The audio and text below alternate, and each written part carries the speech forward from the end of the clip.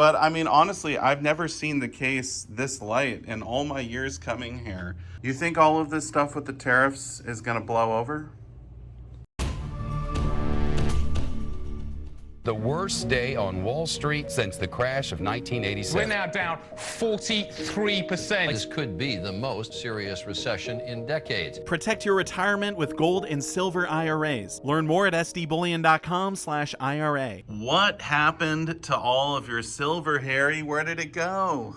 The smart stackers saw the dip last week and bought us out. Yeah, I mean, usually the case is pretty full. We got a whole empty row here. Looks like they bought a lot of Eagles. They bought generics. They bought some of the coins. I mean, I've never seen it this light. And look at what you see here. There is no back stock in a back safe or a back room or anything else. This is it. We will be restocked midday tomorrow. It was impressive how much buying there was Thursday, Friday, Saturday, and even yesterday, what was left. So do you think the price is going to keep going down? You think it's going to level off? I think, when people calm down about the tariffs, quit freaking out about, us getting tough on the rest of the world, I think it's going to be fine. This is knee-jerk reaction, and honestly, aside from fear, it's just if you're smart, you buy on the dips. And we had some, pretty major dips the last few days. Yeah, silver had its worst two-day drop since 2011 when the price crashed. So, I mean, this is a great buying opportunity. Well, think about it. I mean, we like to buy on sale, whatever it is we buy, the goods and services that we use in everyday life. So consider this on sale. If the price has been, close to the mid-30s and now it's down yesterday under 30, I call that a sale. Adrian, let me ask you, what have people been buying, mostly gold or silver? It's been both. We've had people call in and say, hey, I want all the gold that you have. And we'll be like, okay, we'll add it up and give them a call back, and they'll be like, okay, done. And same thing with silver. We had people call in, hey, I want, all your 10 ounces, all your 1 ounce. People are just buying. They're taking advantage of the dip. And what Adrian said about someone calling, wanting it all, people come in here and say, oh, I don't like fiat currency. And I say, well, it still serves a purpose. But think about when there's a sale like this, when there's an opportunity and a dip, it's nice to have some ready cash to invest. So, I know it's tongue in cheek that the fiat is no good, but, greenbacks are still, they serve a great purpose. They allow you to buy this stuff when there's an opportunity. I had a few people email me and they asked, how can I time the market? How can I try and get in right at the bottom? Is silver going to go down another $3, $4, $5? I think Etsy sells a crystal ball you could probably work with, but aside from that, I think just work your plan, as we always say. It's hard to time it, right? It's impossible to time it. Yeah. Nobody knows the answers. You think all of this stuff with the tariffs is going to blow over? Everything blows over. Things will normalize, and whatever the new normal is, countries will come negotiate with us and be more fair about trade, and this stuff will become, last year's news. I mean, how freaked out about COVID is anybody anymore? Yeah, that's a and that good wasn't point. that long ago, but it's now a distant memory. So one interesting thing that has happened was gold came down, but silver came down a lot faster than gold. And it raised the gold-silver ratio, which is now about 100 to 1. Right. What does that tell you as far as what people should be stacking? Well, I mean, we've said this over and over. Silver is still a bargain in price compared to gold. And we have done quite a few trades of gold for silver. This just makes that time even better when that ratio grows like that. And it also speaks to the volatility of silver. I think Adrian would agree, silver tends to be more volatile than gold, and the last few days certainly bore that out. Is that something you would ever consider doing, Adrian? Like actually bringing in ounces of gold and trading them for silver if the ratio got high enough? That's a great question. I'm not one to trade or sell myself. I don't know. That's I mean, what if it went to 200 to 1? You could sell 1 ounce of gold for 200 ounces of silver. You wouldn't do that? Yeah, I would just buy more. Yeah, just keep what you already have. Yeah, that's what I do personally. But I don't know, at 100 to 1, you think it's too early? I think so. So Harry, if you sell all the stuff in the case today, I'm noticing even the junk silver, a little bit lighter than normal. Yes. If you sell all of this, that's it. There's nothing left? It's not a bad problem, but it's a disappointment maybe in the moment when people come in and I don't have what they want. But we've rectified it. It's already in the works to restock by tomorrow. It's just, one of those unusual dips. I mean, we try to never be this depleted, but you can't, again, I can't time the market, so I don't know when it's going to dip so much that everyone wipes us out. The thing is, we plan and we set things, hey, we need so much of this, and then things like that happen where everybody comes in and wipe us out of what we have.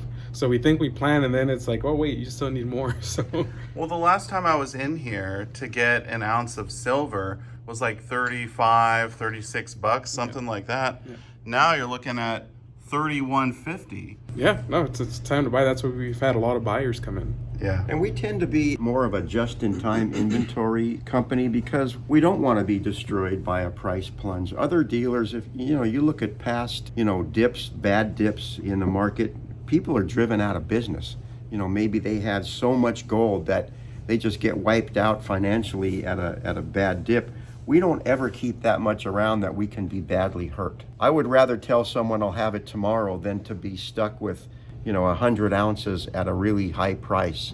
So I tend to be a more just-in-time inventory person. You like to move it quick. Flip, flip, flip. Yeah.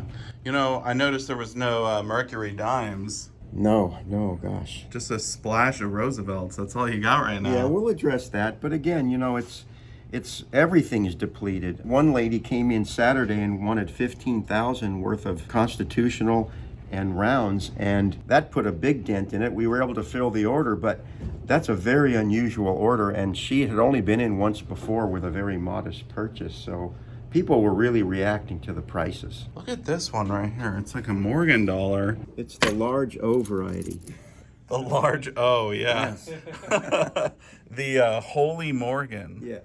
Wow, look at that. Someone just punched it out, huh? Yeah, it's just in there for fun. I mean, they took off the eagle's head. Who would do such a thing? I think someone was making a piece of jewelry and just needed Or something. that. They wanted the head of the eagle, huh? Yeah. I've never seen that in the case before. But I mean, honestly, I've never seen the case this light in all my years coming here. I don't think I've ever seen just one row of silver on the bottom and some coins on the top. But you do have gold today, which is good to see. Yeah, I don't see that being here for very long. And thankfully, of the 10 ounces of gold in there, 9 of them are the U.S. variety eagles, 1 Krugerrand, because the Krugerrand will be the last thing in there. And you even have a little bit of platinum, too. Can I take a look at that eagle? Yes. You just don't get to see those very often. Someone brought these in and sold them to you? Not to me personally, but one of the guys. I feel like platinum has not been shining as bright as the other metals. Unintended. Yeah, it just hasn't really done very much in the past few years. And it's funny you say that because platinum itself is pretty dull metal. Yeah. So yeah, that's what's happening with it. I mean, it's still under $1,000 an ounce. It is beating out palladium, but just compared to gold and silver, it hasn't done anything. It's almost forgotten. I mean, it's been so many years since it eclipsed the price of gold that you just wonder if it's ever going to once again be worth more than gold. When I look at platinum and how it's just languished well below gold for a long time, I can't help but think of YouTube channels like yours especially, but there are others and there's millions of viewers and millions of views. There's no platinum channel. There's no emphasis on platinum in the discussions or in the content. It's always gold and silver. So I wonder if that might be driving it as well, keeping it suppressed. What about rhodium? I know, right? My brother Bob, he worries about rhodium. He's always calling me about the price of rhodium. Really? I think he might have a corner on that. I'm not sure. Have you ever bought rhodium before yourself? One time in 10 years here, I've bought rhodium. How much did you pay, can I ask? I think it was like, at the time, it was when I first opened the shop, rhodium was about $900 an ounce. Wow. Yeah. So that would have been a good one to hold on to. I didn't. Yeah, you flipped it right away. If you buy rhodium and you own it, make sure you mark it and let people know in case you're not around that that's rhodium. Because it kind of looks like silver a little bit. Same thing with platinum. We've had a person come in here with a roll of silver maples, and they didn't know that it was platinum. Wow, a whole roll. Oh yeah. When it comes to the platinum Canadian maples, you need to be real careful because they look very, very much like the silver maples. If you're not knowledgeable, you may not realize what you have. You may think it's silver and it's platinum. Yeah, they should have done something to differentiate them better. Yeah. That guy came in, he wanted to sell the silver that his grandpa left him because he needed some money to come up for the inspection on the home he was buying. And to his surprise, I'm like, oh, I'm gonna save this one. So I write it up and I give him the total. And he's like, here's your total. He's like, what? I'm like, you got platinum, it's not silver. He's like, no way. Like, it was like 20 grand. Wow. So he's like, you have no idea. Like, I've been sweating the down payment. So it was a great surprise for him. And it felt good to deliver that news, you know. What are we looking at right here? So here we have a nice group of coins that we got in. So there's some patterns there and some proof type and some nice mint state coins. So this is quite a treat to have in the shop and some rare stuff. If we always talk about having really nice stuff in a collection, and if you're putting away a coin collection to collect stuff like this. So here, for example, we have an 1860 proof seeded dollar.